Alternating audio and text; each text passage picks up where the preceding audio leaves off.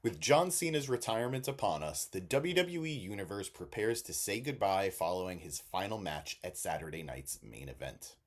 As we all get ready for a future without the leader of the C Nation, I'm instead looking back to my own personal past with my hero and favorite wrestler. I've been cheering John since June 27th, 2002, when he debuted on SmackDown against Kurt Angle and proclaimed that he had ruthless aggression. You can't tell, but I'm flexing so hard right now. 23 years and 17 world championships later, John Cena has cemented himself as the greatest of all time, and it's been an honor and a privilege to watch and in some instances even be part of his journey. I've been a wrestling fan for almost 25 years, and watching John from a young age helped cement my love for the sport. It's one thing to watch at home, or even be in the crowd for a wrestling event.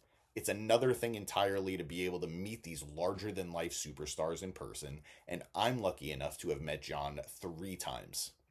The first time I met Mr. Cena, I was 12 years old and thought the doctor of thugonomics was the coolest person in the world. I still do. John was early in his career, and even then I knew he was headed right to the top.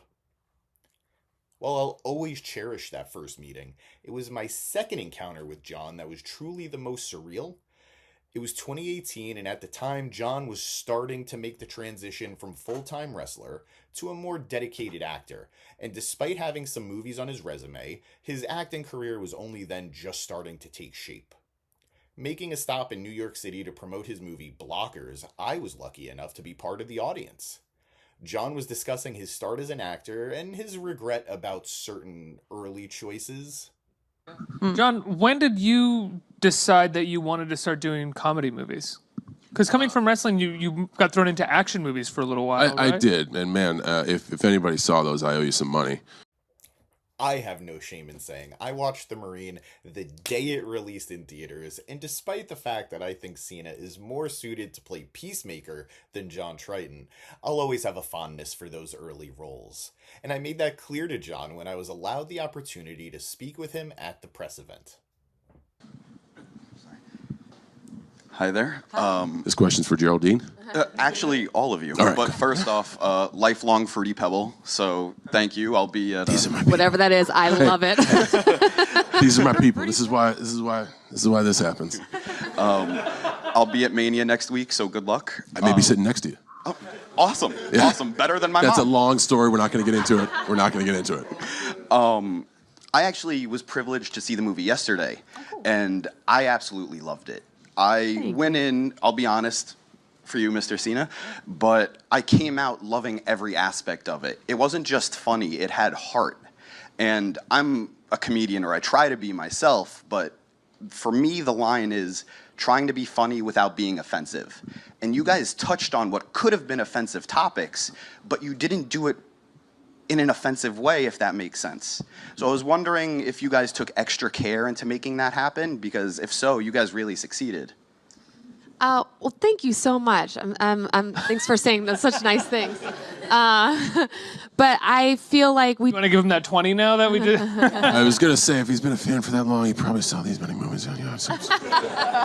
Sorry, Kate, go ahead. Tell us all about those movies. That'll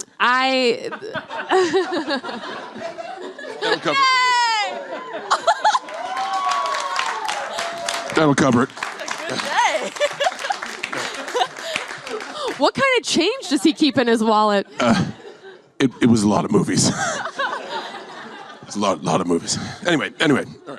That is amazing. Please use that to bring anybody else to see Blockers.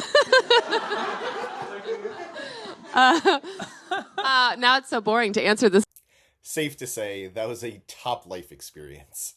I've seen a lot of unique wrestler and fan interactions, but I'm going to be biased and say that this is one of the coolest things to ever happen to a human being who identifies as a Fruity Pebble.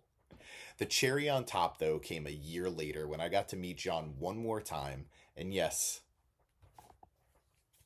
I brought the $100 bill.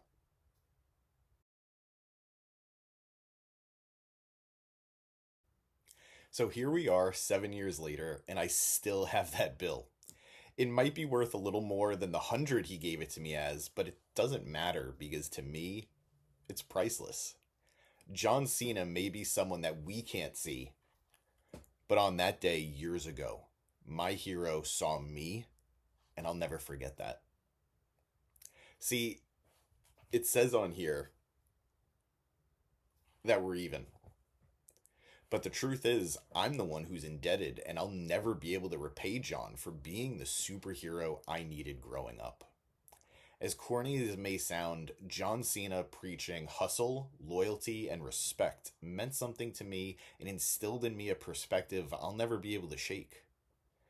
During my darkest days and most challenging moments, I knew there was someone out there that was telling me to never give up. It's going to be hard for me to say goodbye to John Cena, the wrestler, the WWE superstar. Quite frankly, it's hard for me to even wrap my head around. But I'll be forever grateful for the memories and the journey I've been on as a Cena fan. And if you don't believe me about how weird it got, look up the ROH John Cena guy. I have some stories. But for now, all I have left to say is thank you, John. And no matter what comes next, I'll be cheering. Let's go, Cena.